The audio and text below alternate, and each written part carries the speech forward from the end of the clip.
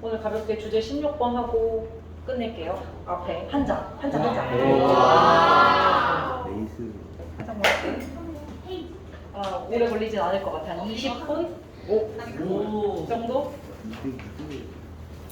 주제 16번 보겠습니다. 주제 16번은요, 조선의 대외관계만 좀 특집적으로 다룬 부분이에요. 그래서 고려시대 때도 우리 거란의 침입, 여진의 침입, 몽골의 침입 한 주제를 이렇게 묶어서 배웠었잖아, 따로. 그럼 마찬가지로 조선의 전기, 조선 전기 때 명나라, 여진, 일본과 각각 어떤 대외관계를 맺고 있었는지의 내용이 이 페이지에 정리가 되어 있습니다. 조선 전기는 얘들아, 세조 이성계부터 어느 왕시기까지야? 선조. 왜 다 봤죠? 뭐라고요? 선조. 임진왜란이 선조 때 일어났잖아, 그치? 그게 기점이잖아. 네. 그래서 표에 보시면 태조부터 선조까지의 시기, 그 시기의 대외 정책의 큰 주제는 4대 교린 정책이었다는 거야. 명나라에 대해서는 4대 정책을 취했고, 일본과 여진에 대해서는 교린 정책을 취했어. 4대가 무슨 뜻일까? 섬기는 거, 그렇지. 우러러 보면서 섬기면서 친하게 지내고자 하는 게 4대 정책. 교린 정책은? 약간 이웃이 버리는 거? 연애를 할 때도 이 교린을 잘해야 되더라. 교린 정책. 밀당? 그렇지. 너네 연애를 좀 하자. 이 쉬운 거잖아. 교린 정책. 밀당 잘하는 거. 당근과 채찍을 적절히 주면서 적당한 거리를 타이트하게 유지할 줄 아는 거. 교린 정책. 명나라부터 보겠습니다. 자, 태조 이성계는요, 조선을 건국한 초반에 명나라랑 사이가 안 좋았어. 왜 그랬을까? 명나라한테 이성계가 안 좋게 낙인 찍힌 적이 있거든. 그렇지, 위화도 회군을 했다잖아. 위화도 회군 자체는 명나라가 기분 나쁠 일이 아닌데 그 전에 시도했던 요동정벌. 이성계가 의도해서 간 건 아니야. 근데 어쨌든 왕이 시켜서 요동정벌을 이성계가 갔잖아. 그 사실을 알고 있었던 명나라는 걔가 비록 회군을 했을지언정 애초에 요동정벌을 꿈꾸고 우리를 공격하고자 했던 인간이다 라고 인지하고 있었기 때문에 이성계가 조선을 만들었을 때 조선이라는 나라를 새로운 왕조로 인정하지 않으려고 했고, 이성계 자체도 부정하게 되면서 이성계가 태조를 즉위하던 조선 초기 때는 명나라와 조선의 관계가 나빴어요. 근데 왕자의단으로 즉위했었던 태종 때는요, 적극적으로 명나라에 대한 4대 정책을 취하면서 친분을 쌓게 돼요. 그 친선관계를 유지하고, 이후 세종 시기, 중종 시기 쭉쭉쭉쭉 선조까지 이 4대 정책을 이어나가게 되면서 명나라랑 별 탈 없이 계속해서 적당히 친분을 유지하는 관계를 이어나가게 됩니다.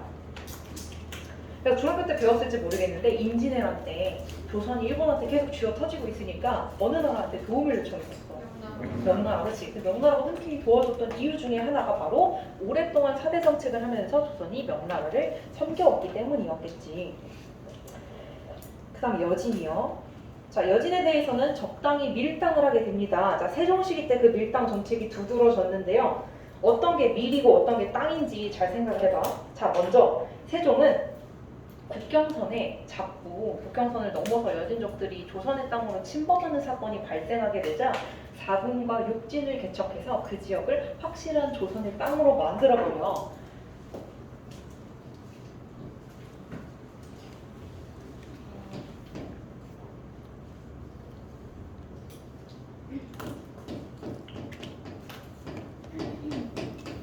여기가 조선의 경계선이잖아. 위에 있는 여진족과 분리되는 경계선. 근데 자꾸 여진족 애들이 요 아래로 내려와서 이 공백지, 사람들이 잘 살지 않는 이 국경지대에 넘나들면서 노략질을 하고 약탈을 해가니까 세종 시기 때 최윤덕으로 하여금 사군을 개척하게 하고 김종서로 하여금 육진을 개척하게 해서 이 지역을 확실한 조선의 땅으로 만들었어. 근데 확실히 조선의 땅으로 만들어봤자 사람들이 가서 아무도 살지 않으면 또다시 여진족이 침입할 수 있단 말이야. 사군육진을 개척함과 동시에 어떤 것까지 하게 되냐? 3인 정책을 실시해. 3인 정책이란 말 그대로 백성들을 이사시킨 정책이야. 어디로 이사시켰겠니? 당연히. 그렇지, 여기 4군과 육진으로 각각 이사를 시켰겠지. 그 사람들이 살게 하고 그 지역을 개발시킴으로써 여진족이 더 이상 침입하지 못하게 했습니다. 그래서 4군 육진 설치 옆에 3인 정책 하나만 더 써주시고요. 그 다음 북평관을 설치했어요. 북평관. 북평관은 뭐 하는 곳일까? 누구야? 명나라 아니고 여진이죠. 여진 사신들을 적대하던 장소예요.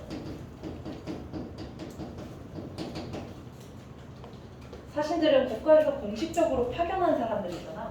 그러니까 수도까지 와서 이제 그쪽에서 접견이라는 걸 했는데 그때 부평관에서 여진의 사신들을 적대했었습니다.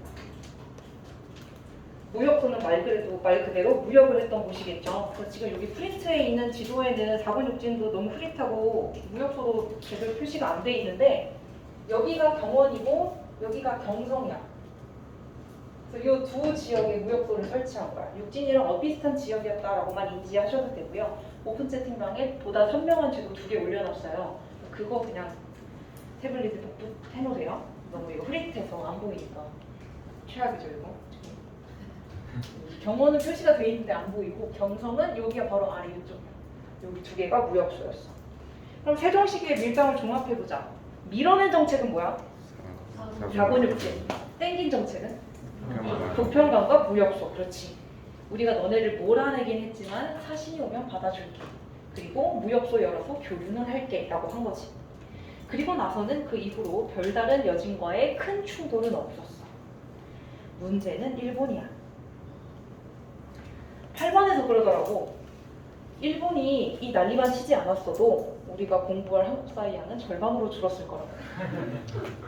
지금보다 훨씬 고려 말부터 난리치기 시작했던 그 일본이 우리가 광복하는 그날까지 역사 공부량을 배로 늘려놨죠. 일본은 왜구라고 하는 이름의 도적대들, 그들이 고려 말기부터 조선의 앞바다에 침입을 하기 시작을 하면서 우리를 괴롭혀왔어.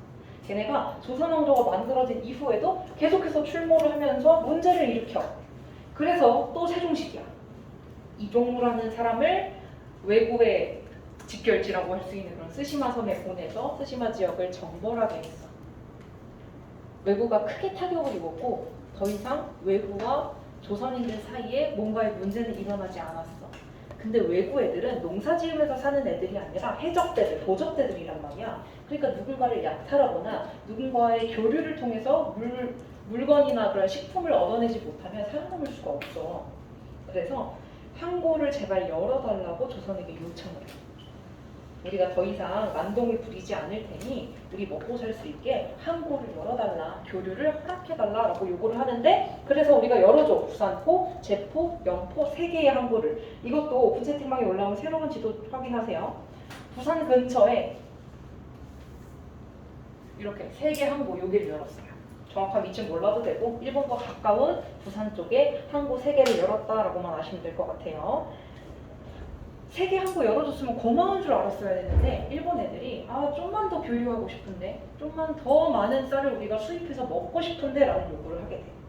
그래서 조선은 넓은 아량을 베풀어서 대마도 주랑 개해 약조를 체결해. 그 내용은 일본인들이 무역선을 50척 들여와서 교류할 수 있게 허용해 주는 것, 그리고 곡물을 200석까지 수출해 갈 수 있는 것을 규정했어. 조선의 입장에서는 엄청나게 아량을 베풀어서 여기까지 우리가 해줄게 라고 한 거야. 근데 왜구의 입장에서는 뭐야 그것밖에 안 해줘? 라고 생각을 하는 거야. 그 서로 다른 합의점 때문에 이후 삼포외난이 발생하게 돼. 우리는 그것 갖고 먹고 살 수 없다고 라고 하면서 항구 3곳에서 반란을 일으켜. 그랬을 때 조선은 3개의 항구를 모두 폐쇄시켜버리게 되고 대마도와의 교역을 단절하면서 강력하게 손절해버려. 근데 손절당하면 누구만 손해겠니? 외국 애들만 손해지. 그래서 대마도 주가 다시 빌면서 교역을 다시 요청해. 미안해. 다시 교류를 허용해줘. 라고 했을 때 조선이 한 발 더 물러나서 임신약조를 체결해. 이때는 삼포 중에 제포만 열어주겠다라고 규정을 했고 무역선을 절반으로 줄여서 25척 그리고 곡식도 절반으로 줄여서 100석까지만 허용을 해줘. 외국 애들이 고마운 줄 알아야 되는데 기존의 것을 그대로 유지한 게 아니라 절반씩 다 줄였잖아. 또 불만이 생기는 거야. 그래서 사량진 외변을 일으켜. 전라도 일대 외국 애들이 다 침투해서 백성들의 집을 다 불태우고 반란을 일으켰던 사건이야. 그러다 보니 우리는 또 손절을 한 번 더 할 수밖에 없지. 그럼 안 돼 라고 문을 걸어 잠그게 돼. 그 이후 또 먹고 살기 힘들었던 왜구는 한 번 더 빌어. 자비를 한 번만이라고 하면서 그래서 정미약조를 또 체결해줘. 이번엔 똑같이 25척을 허용해줬는데 선형, 배 모양을 디테일하게 규정했어. 대선, 크기가 큰 배는 9척, 중선은 8척, 뭐 소선은 8척 이런 식으로 모든 배가 그냥 25개만 들어올 수 있는 게 아니라 크기별로 정했고 또 하나 특정 영역 이외에 정해진 범위 이외를 침범하는 자가 있다면 처단한다. 뭐 이외에도 뭐 이러이러한 거 하면 안 된다 하고 하는 벌칙 규정, 처벌 규정도 디테일하게 마련해서 제약을 가하게 돼요. 교류를 허용은 해주지만 되게 숨통을 조이는 조약들이 많아. 그러다 보니 또다시 외부 애들이 반란을 일으키게 되니 그게 바로 을묘외변이야. 이거는 반란이라고 하기보다는 거의 전쟁에 가까울 만큼 규모가 되게 크게 사이즈가 컸던 사건이야. 그래서 조선도 이번에는 대대적으로 외부 토벌을 감행해. 그냥 손절로는 안 된다. 우리가 쟤네를 때려 잡아야 된다라고 하면서 외부를 토벌해. 그러니까 사태의 심각성을 인지했던 대마도주는 와서 사죄를 해. 그동안 정말 미안했다. 그러나 우리도 먹고 살아야 하니 마지막 자비를 베풀어 주겠니? 그래서 우리가 딱 5척만 허용을 또 해주게 돼. 홍보네요. 홍보. 그래서 얘들아 연애를 할 때도 밀당을 잘해야 되는데 끊을 땐 끊어야 돼. 맺고 끊으면 확실해야 돼. 이렇게 미련이 많고 괜히 측은지심에 여지를 주게 되면 이렇게 외울 게 많아져요. 간결해야 되지 않겠니? 헤어졌는데 보고 싶어서 다시 찾아가고 다시 만나줬는데 안 맞아서 또 헤어지고 이거 한 거잖아요, 그죠? 그러면 안 돼요. 그리고 나서 한동안 별 문제가 없었는데 그렇게 혼란스러워서 외국가 창궐했던 그 혼란 가득했던 일본을 전부 다 통일한 사람이 등장해요. 아마 들어봤을 텐데 도요토미 히데요시라고. 그 사람이 전국을 통일한 다음에 자부심이 머리 끝까지 차올랐어. 그래서 일본, 우리 동아시아 전체를 일본의 발 아래 두겠다라고 하면서 동아시아 전체를 차지하기 위한 첫 단추로서 조선을 침략하게 되는데 그게 바로 임진왜란이에요. 임진왜란 다음 시간에 알 거고. 왜? 오늘 할까? 아니요. 자, 그다음 군사기구 및 방어체계인데요. 이 표는 갑자기 중간부터 시작을 해. 왜 그러냐? 조선 초기 중에서 조선 전기 중에서도 극초기. 그때는 전쟁이나 반란이라는 게 없었어. 그러니까 그냥 진관 체제, 5위, 육군 수군 만들어 놓고 그냥 훈련하지. 근데 뭐 쓸 일이 없어. 군인들이 훈련은 받는데 걔네가 일할 게 없다고. 그러는 상황에서 그냥 냅뒀던 거야. 근데 세종, 중종 시기를 거치면서 외고 애들과 여진 애들과 크고 작은 충돌을 하기 시작했어. 그러면서 기존의 군사기구를 조금씩 가다듬을 필요가 있다. 그리고 새로운 방어체제로 전환할 필요성이 있다라고 하면서 하나씩 개편해 나가기 시작을 합니다. 가장 먼저 여진과 외고의 침입에 대응하고자 설치했던 임시기구가 있는데 그게 바로 비변사예요. 비변사는 알고 있죠? 나중에 세도정치 시기까지 존재하면서 우리를 또 골치 아프게 하죠. 을묘해변이라고 하는 큰 전쟁에 가까운 반란을 겪은 뒤에는 이 비변사를 임시기구로만 냅둘 게 아니라 그냥 제대로 설치를 해서 이 일을 전담하게 해야 된다라고 해서 상설기구로 변화시켜요. 상설기구가 무슨 말인지 알지? 항상 설치되어 있는 기구, 그렇지. 그리고 진관체제에서 재승방략체제로 방어 시스템 체계를 변화시켜. 진관체제가 뭐였니? 들어는 봤는데, 그지? 전쟁이 터지면 각각 정해져 있는 위치에 모여가지고 싸우는 거. 자, 질문. 진을 어디에 설치해? 오, 그렇지. 간지난다. 요충지가 뭔데? 전략적으로 중요한데 예를 들면 뭐 산으로 둘러싸여 있다든지 물길이 세서 적군이 넘어오기 힘들다든지 뭐 동굴이 많아서 숨기 좋다든지 그런 거 그런 요충지에 진을 설치해. 진을 설치했다가 전쟁 터지면 진으로 모여요. 그렇지 해쳐모여 해가지고 여기서 지역 사람들이 모여.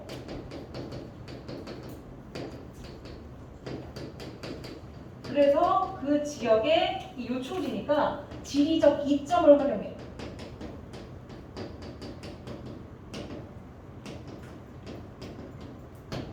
대충 이런 내용이었어. 이런 게 너무 좋아하는 문사들이 이런 거 문제점이 성들이 노래 가사부터 심상치 않다니 도발을 하는구나. 근데 이거를 을묘해변을 겪으면서 체제를 바꾸는 거야.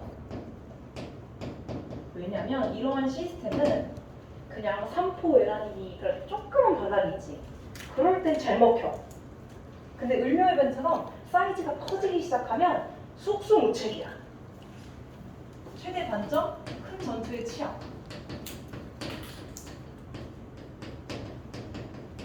그래서 을묘해변과 같은 큰 전쟁이나 반란이 일어났을 때는 다른 시스템이 필요하다라고 해서 재생방략 체제로 전환을 한 거예요.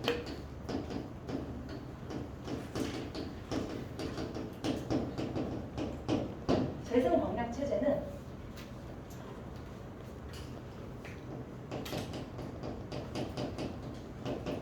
전쟁이 터지면 중앙에서 각 지역에 지휘관을 파견해요.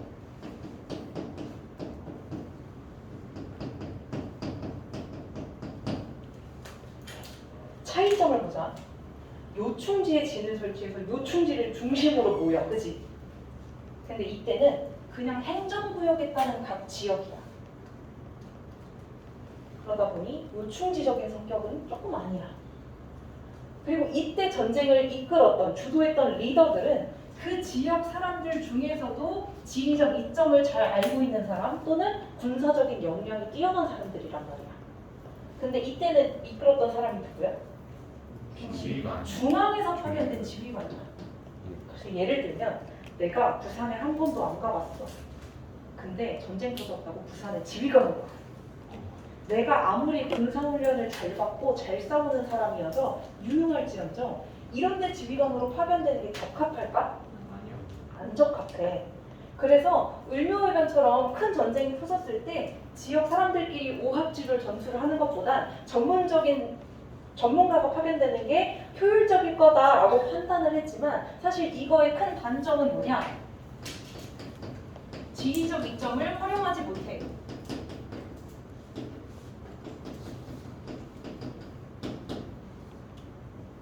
이게 최대 단점이에요. 만약에 얘들아 을묘해변 다음에 을묘해변과 같은 사이즈, 비슷한 성격의 사건이 한 번 더 발생했었더라면 이렇게 바뀐 재생방략 체제 시스템이 제 기능을 발휘했을 거야.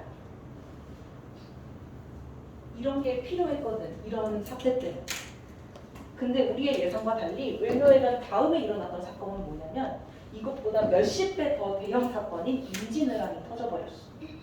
그러니까 이 재생방략 시스템으로는 임진왜란은 감당 불가해.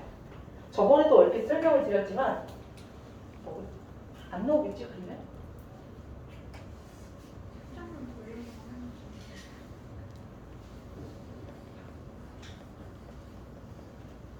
임진왜란을 나중에 배우긴 하겠지만 어쨌든 일본군이 부산에 상륙을 먼저 했어. 부산에 상륙을 했는데 그 지역의 사람들이 모였겠지. 지는 아니어도 모였겠지. 그래서 중앙에서 파견된 지휘관이 한 명이 있었겠지. 얘 부산 처음 왔대. 어쩔 거야? 전쟁 터졌네? 하다 뚫렸어.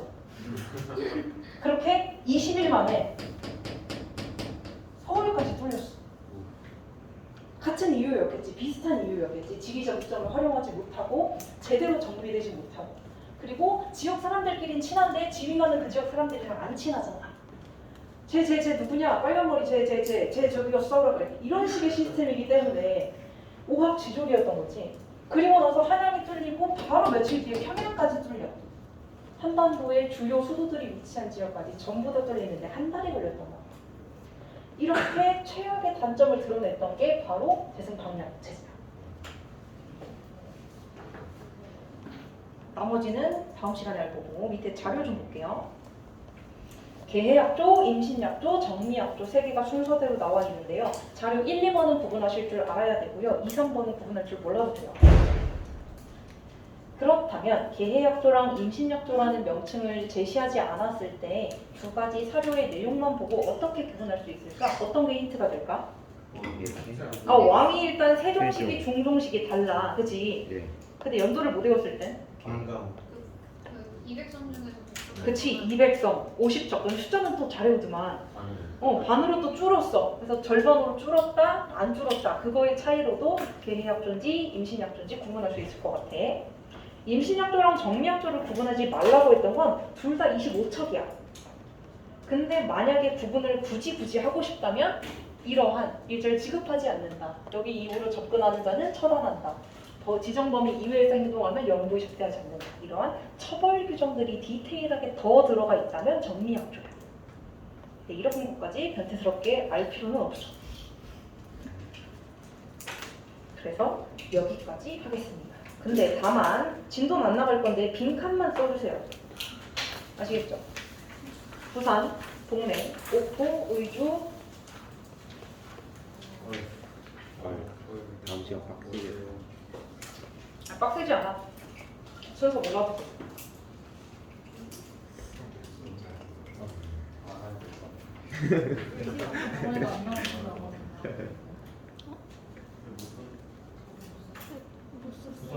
부산 동네. 부산, 동래. 다른 색깔 있잖아. 25에. 내려도 돼?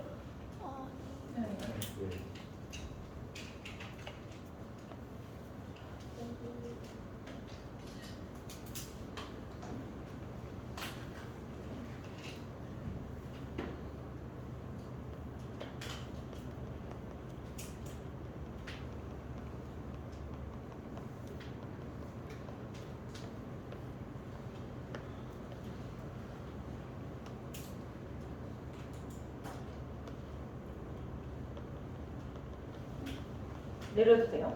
네.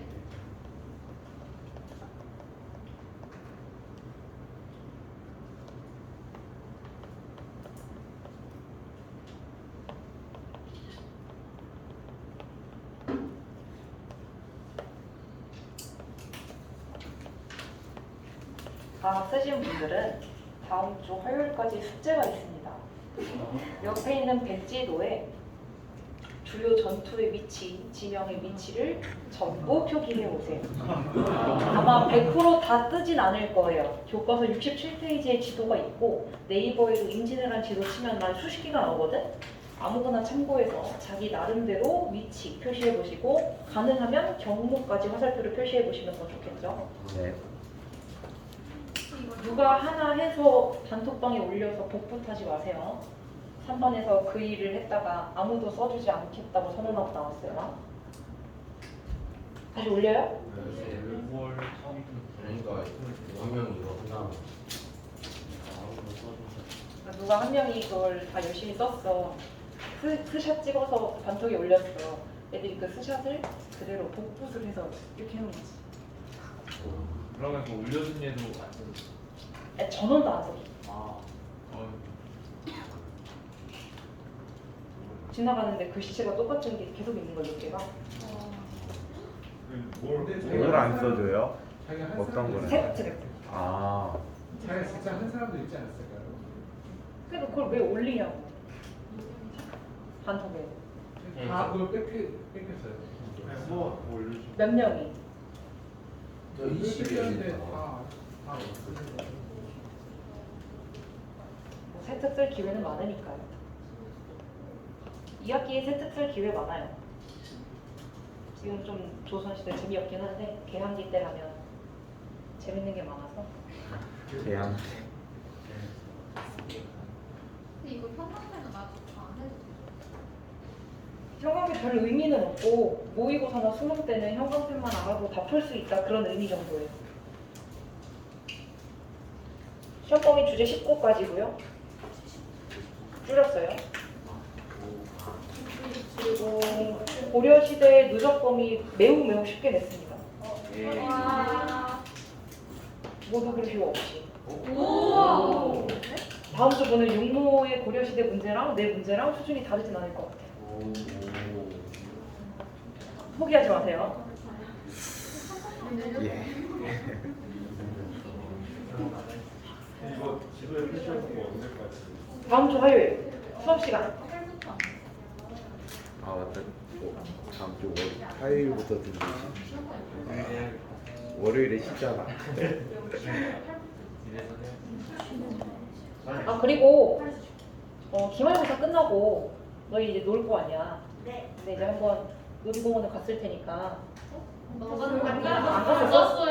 저 몇 년째 안 가고 있어요. 아 그럼 가지 말고 네. 그 역사 관련된 곳 갔다 와. 아, 그래서 사진 찍고 오면 세특에 써주니까. 그건 아니에요. 다른 반도 지금 계획을 다 세우고 있더라고. 뭐 경복궁 갔다 와서 브이로그 찍어가지고 앞에서 발표하고 경복궁이 어떤 곳이고 우리가 배웠던 걸 이렇게 확인하고 왔다 하고 오면 세특에 써드릴게요. 가까운 수원 화성 괜찮고요. 누가 그러던데 광교를 자기가 산대. 그래서 아빠가 광교 산 쪽을 되게 자주 등산을 하신대. 근데 거기에 조광조 그게 뭐 있대. 그래서 아버지가 창간 수업 오셨을 때 마침 조광조 사과 거기 수업을 했었거든. 듣고 다 사진을 찍어 가셨어. 내 수업 시간에 계속 사진을 찍는 아버님이 계셨어. 그 아버님의 에피소드를 나중에 들었더니 조광조가 누군지 모르고 맨날 조광조의 모시기가 있다면서 등산만 했는데 그날 듣고 너무 반가워서 그걸 확인을 해보려고 가려고 수업을 찍었다고 하시더라고. 그래서 아빠랑 시험 끝나고 같이 갔다 오라고 했어. 뭐 방학 때 제주도 갔다 오시는 분들 434번 유적지나 대몽항제 유적지 한번 들르세요. 써도 될까요? 네, 한국사 범위 전체 다 가능해요.